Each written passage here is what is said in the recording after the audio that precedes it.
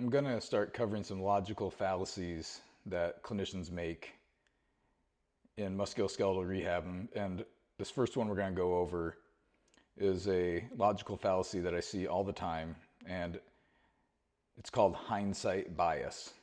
It's referred to the I knew it all along phenomenon as well.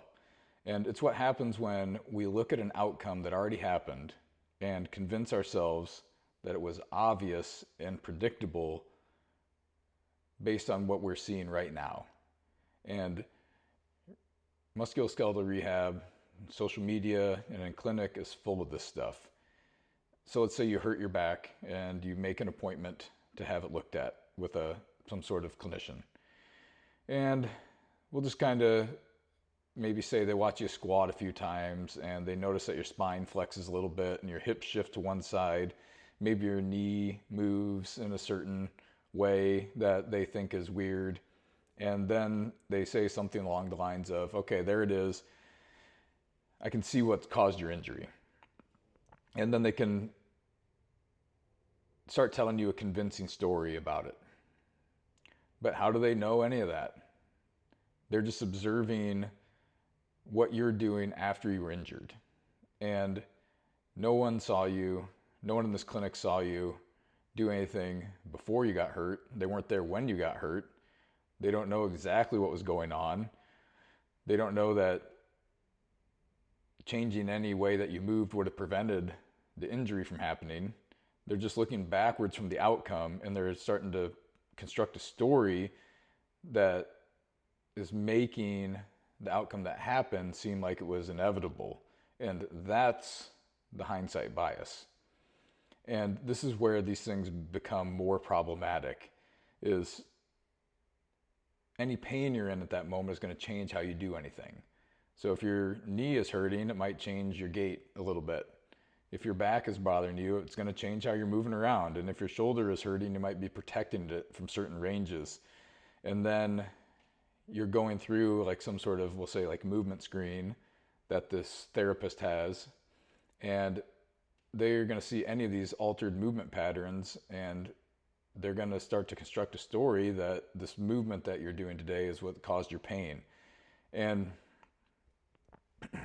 unfortunately, this might just be having cause and consequence completely backwards in their head.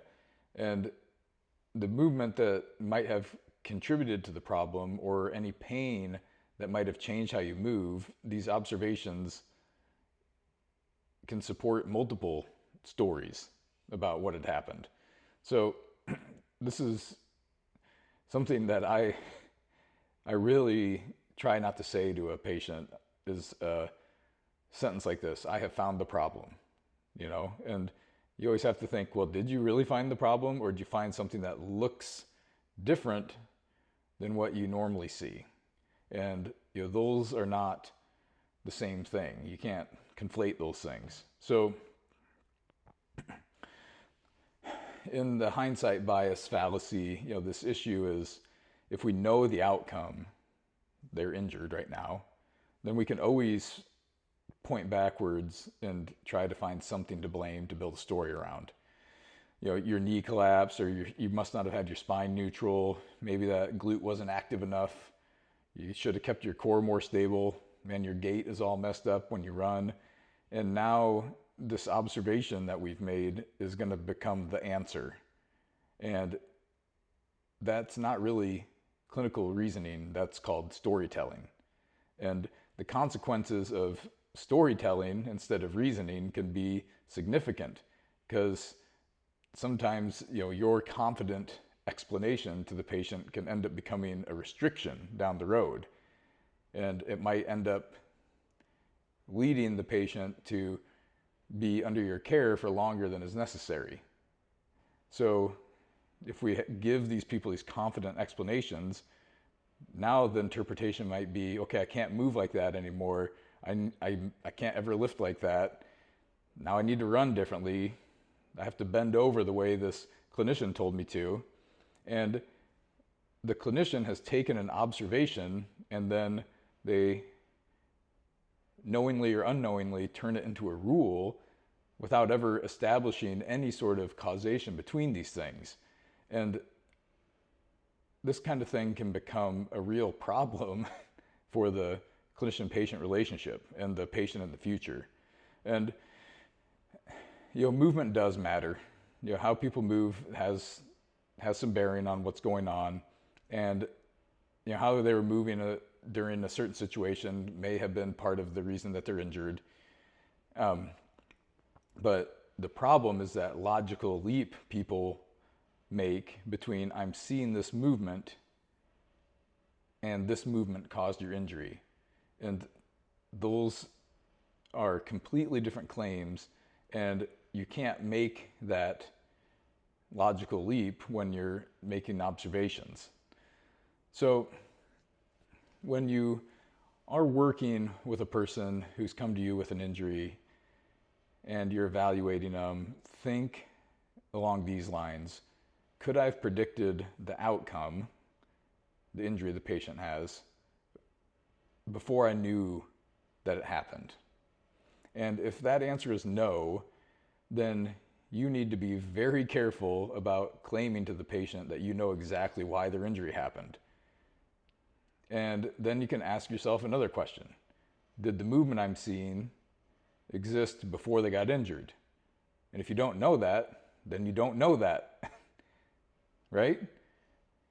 Maybe that's how they've always moved and they've never had issues, but maybe something changed in the volume of their training or the intensity, or they had some sort of fatigue set in, or the task changed on them suddenly. And the other thing that you have to be comfortable with is maybe you don't know at all, and that's okay as well. And one of the things that we need to get more comfortable saying as clinicians is, I don't know, or I'm not sure right now.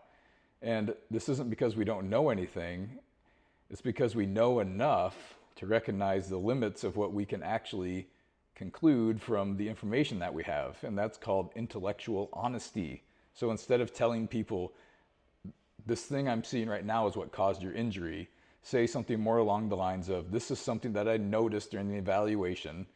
Let's see what happens if we make a change to it.